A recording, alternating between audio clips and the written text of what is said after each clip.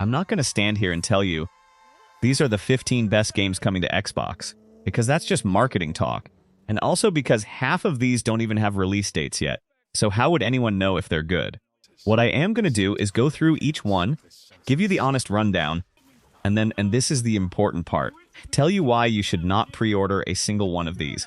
Not one, let's go. Okay, first one, Clockwork Revolution. This is Inxile's time travel RPG. Inxile being the studio behind Wasteland and that whole Microsoft RPG family. So these guys know how to write a game. That's not really in question. The hook here is you can rewind time in this little steampunk Victorian city and literally watch the chaos you caused unfold differently. Cool gimmick. What if save scumming was a core mechanic? I'm into it.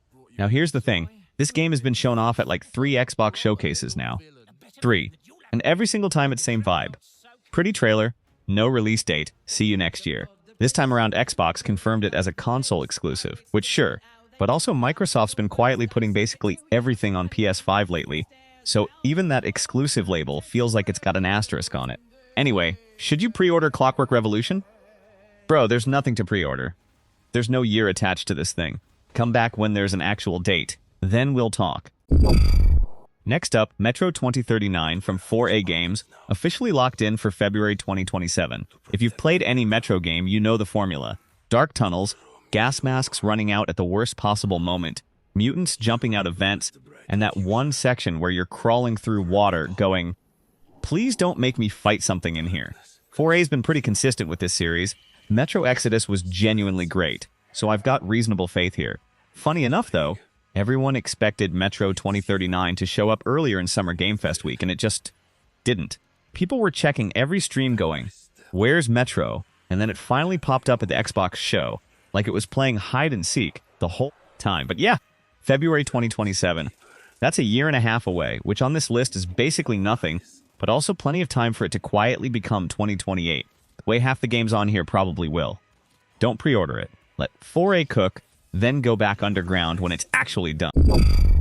Then we've got Exodus, the sci-fi RPG from Archetype Entertainment. Now this studio is made up of a bunch of ex-BioWare people. We're talking writers who worked on Mass Effect and KOTOR. That level of pedigree. The pitch is this big space RPG with a time dilation mechanic, so because of relativity and faster-than-light travel, time passes differently for your crew versus the people you left behind back home. That's actually a really cool idea for storytelling, not gonna lie. Early 2027 is the window now. And look, I want this to be good. I really do. But also, ex-BioWare devs are making an ambitious space RPG that's gonna recapture the Mass Effect magic, is also technically what Anthem's marketing said. And we all know how Anthem went. That's not me being mean, that's just history, man. So here's my advice. Wishlist it, absolutely, every gameplay drop they put out, because they've actually been pretty good about showing real footage lately, not just cinematics. Just don't put any money down on a game that's still close to a year out and made by a studio that hasn't shipped anything yet. Okay, this one's fun. Spyro, A Realm Beyond. First brand new Spyro game in like 18, almost 20 years. Toys for Bob is making it. Tom Kenny's back as the voice of Spyro, and apparently there's actual free flight now. Like you can just soar around instead of doing the little hop glide thing from the old games. Look, on paper this should be great. Toys for Bob absolutely nailed the Reunited Trilogy remasters, and Crash 4 was solid too. These guys clearly get this kind of game. But, and you knew there was going to be a but, this is published through Activision. And Activision's relationship with support a single-player game post-launch, instead of moving on to the next live service thing, has been, let's just say, inconsistent historically. So yeah, the trailer's cute, the dragon does flips, everyone's nostalgic, myself included. But the trailer we got was mostly cinematic with like 4 seconds of actual gameplay tacked on the end. Do not pre-order a purple dragon based on 4 seconds of footage. Wait for an actual gameplay deep dive first. Ninja Theory's back with a new game, just called Senua. Not Hellblade 3, weirdly, but obviously connected to that world, dropping sometime in 2027. And look, Hellblade 2 was absolutely gorgeous, like genuinely one of the best looking games ever made at the time. I liked it, but here's my honest take. It was also like a 4-hour walk through some really pretty Icelandic looking scenery, with maybe 6 actual combat encounters in the whole game. I finished it in basically one sitting and then just sat there going, okay, that's it. If Senua is more of the same, and honestly it probably will be, that's kind of Ninja Theory's whole thing now. That's fine. Some people genuinely love that slow, cinematic, almost interactive movie style, but it's also not really a day one full price kind of game for most people. Let's be real. So my advice, wait and see what the actual runtime ends up being before you pre-order anything. If it's another 4-hour experience, that's a wait for a sale game, not a launch day purchase.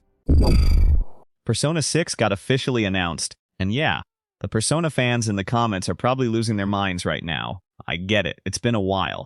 But, and I cannot stress this enough, announced here literally means we saw a logo over a graveyard for like 5 seconds, and then it cut to black, no date, no platforms beyond a vague Xbox and PC are involved somehow. Nothing also, just to make this more confusing, Atlus also announced Persona 4 Revival in the same show, which is a remake, not the new game. So now there's 2 different Persona projects floating around at once, and people are already mixing them up in the comments. I guarantee it. Anyway, for Persona 6 specifically, there is once again absolutely nothing to pre-order. If you somehow see a Persona 6 pre-order link anywhere online right now, that's not an early access thing, that's a scam, close the tab. Resonance. A Plague Tale Legacy. This one's actually coming up pretty soon compared to everything else, August 27, 2026. It's a prequel, new main character named Sophia, set like 15 years before the events of the first 2 games, and it's got this dual timeline thing going where you're bouncing between the Middle Ages and ancient Minoan times. That's a cool setup, not gonna lie. The big change though is combat. The first 2 Plague Tale games were mostly about sneaking around, avoiding rats, throwing pots at guards if you absolutely had to fight. This one's apparently way more combat-driven, like Sophia's actually a fighter this time. Swords and everything, and that's... The first 2 games got praised for the atmosphere, the stealth, and the story, not really for combat depth, that was never the point. So, shifting the whole identity of the series toward combat could either be a really cool evolution, or it could be, why did they fix something that wasn't broken? We genuinely don't know yet. It's all trailer footage so far. Nobody's actually played it. Wait for actual reviews on this one. If the combat rework lands, great, grab it later. If not, you dodged a bullet, or a sword I guess, given the setting. State of Decay 3. Okay, real talk. Did anyone actually remember this game existed before this showcase? Because I genuinely did not. This thing got announced years ago, like back in 2020, and then just vanished. No updates, nothing, just radio silence for what felt like forever. And now suddenly it's back with an actual gameplay reveal, made by a new internal studio called Milktooth, set for 2027. Open world zombie survival, the usual State of Decay deal. Base building, your survivors getting sick or injured or dying on you. That whole vibe. Look, the concept is fine. The genre's still popular, whatever. But new unproven studio, first major release, open world survival game with base building and systems on top of systems.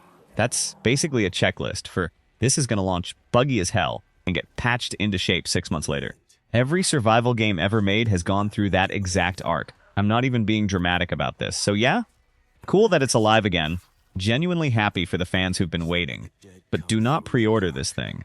Let the internet be the bug testers in month 1, then go in once it's stable. Control Resonant. This is the actual sequel to Control, from Remedy. And this time you're playing as Dylan Faden, Jesse's brother, running around a warped version of Manhattan. And this one's not even vague anymore. We've got an actual date now, September 24, 2026. Remedy's also self-publishing this one after buying back the rights to their own universe, which is a pretty nice little redemption arc for them on its own. Oh, and one small annoying detail for us Xbox people specifically, early access, apparently kicks off a couple days earlier on PS5 only. Cool, love that. Very normal thing to do. Now, Remedy's writing is genuinely some of the best in the industry, I mean that. The original Control was great. Alan Wake 2 had one of the best stories of that whole year, easily. These guys know how to make a weird, atmospheric, story-driven game like nobody else, but, and this is a pretty big but, Remedy games have this long, very consistent history of running like absolute garbage on PC at launch, and then getting patched into something actually playable, like 2 or 3 months later. Alan Wake 2 did this. The original Control did this too, if you remember. It's basically a Remedy tradition at this point. Almost a running joke. Also, not to bring up bad memories, but their last release, that co-op FBC spin-off thing, did not exactly land the way they hoped, sales-wise. Doesn't mean Control Resonant will flop. Single-player narrative is clearly their strength, and always has been, but it's a reminder these guys aren't immune to a rough go of things. So yeah, trust the writing, don't trust the launch week. And now that there's an actual pre-order page live for this one, that advice matters even more. Wait for performance reviews before putting any money down. Halo Campaign Evolved. This is a from-scratch remake of the original Halo campaign, launching July 28, 2026, which, depending on when you're watching this, might already be out by the time I finish this sentence. And look, I love Halo. I really do. It's a classic for a reason. But also, we already have the Master Chief Collection. We've already remastered this campaign once before. This is now the third or fourth time Microsoft has sold us play through the first Halo again, but it looks nicer this time. If you've played the original 100 times like a lot of us have, you already know exactly what story you're getting. Same flood reveal, same guilty spark lines, same everything, beat for beat. The only real question is whether the new visuals and whatever gameplay tweaks they made are worth paying full price for on day one for a story you can already recite from memory at this point. So, don't pre-order it. Honestly, with this one, you barely even need to wait. Just give it like a week for impressions, since it's basically already here by the time you're reading this anyway. The Witcher 4 CD Projekt themselves have come out and said, on the record, do not expect this before 2027 at the absolute earliest, and realistically, it could be later than that. There's no release date. There's no platform reveal beyond the obvious. There's definitely no pre-order page anywhere. This one's actually the easiest entry on this whole list, because the don't pre-order advice basically writes itself. The option literally does not exist yet. If you see a Witcher 4 pre-order anywhere online right now, screenshot it, laugh at it, and move on, because it's fake, 100%. Honestly, go replay Witcher 3 again. You've got time. You've got so much time. Team Ninja announced Wolong 2, Wings of Ember, Dark Three Kingdoms setting, action RPG, Souls-like combat, early 2027. The first Wolong was fine. It was very much Nioh, but make it Souls-like. And it kind of got lost in the shuffle of a really stacked year for games. Team Ninja's combat systems are genuinely good. That's never really been their problem. The thing I'm a little iffy on is, I've seen some conflicting info on platforms for this one already. Some places saying Xbox and PC only, others saying it's also coming to PS5 and Switch too. So even the basic details aren't fully nailed down yet, which is a little odd this early. And early 2027 from a studio that's also juggling Nioh stuff and other projects on the side at the same time. That date has a pretty real chance of quietly sliding to late 2027 without anyone really making a big announcement about it. If you're a Souls-like person, sure, keep an eye on it. It could be a fun one. But pre-order later, once the date's actually locked in for real, and the platform list stops changing every other week. Fable. Oh, man. Okay, so originally this was supposed to be 2025. Then it got pushed to 2026. And then, literally just last month, it got delayed again to February 23rd, 2027. That's 3 different release windows for one game, and we still don't have actual hands-on gameplay outside of trailers. To be fair, the new trailer does look genuinely great. Haley Atwell's playing the villain, Isabel. There's a tease of Jack of Blades at the end, which got the old-school Fable fans pretty hyped, and Playground Games obviously knows how to make a good open world. They've been killing it with Forza for years now. But come on, this game has been delayed so many times, it's basically a running joke at this point. Every showcase it's, here's a new trailer, also here's a new delay. I will personally eat my controller, on camera, if this thing doesn't slip at least one more time before it actually comes out. So, absolutely, 100%, do not pre-order Fable. We've waited like 6 years already at this point. What's a few more months on top of that? Let it actually come out first, then decide. Gears of War, E-Day. This is the Coalition's prequel, set on the actual day the Locust first showed up and basically ruined everyone's lives forever. You're playing as Marcus Fenix, no armor yet, way earlier in his life, fighting through the initial invasion alongside Dom and the rest of the squad. October 6, 2026, Xbox and PC exclusive. The gameplay reveal looked honestly really brutal and grounded, way more desperate survival than the usual. Gears power fantasy stuff, which I'm actually pretty into. News mechanics, different tone. Feels like they're trying to do something a bit different with the formula, instead of just Gears 6, but earlier. Here's the thing though, it's a prequel. We already technically know how this story ends. Spoiler, I guess. Humanity gets absolutely wrecked by the Locust. That's just canon at this point. So, the question isn't what happens, it's, is the journey there worth it gameplay-wise? Which, from one combat demo, is honestly impossible to fully judge either way. Looks promising, I'm not gonna lie. But don't pre-order a prequel based on one gameplay demo, and a story we basically already know the broad strokes of. Wait for the actual campaign reviews, then decide if reliving humanity's worst day is worth your 60-something bucks. And finally, the big one, GTA 6. Now locked in for November 19, 2026, after getting delayed not once, but twice already. First, it was going to be 2025, then May 2026, and now we're at November 2026. 2 delays for the most anticipated game probably ever made in the history of the medium. This is going to be the biggest entertainment launch of the decade. Full stop, no debate needed. Doesn't matter what anyone says in the comments, this thing is going to break sales records on day one no matter what state it actually launches in.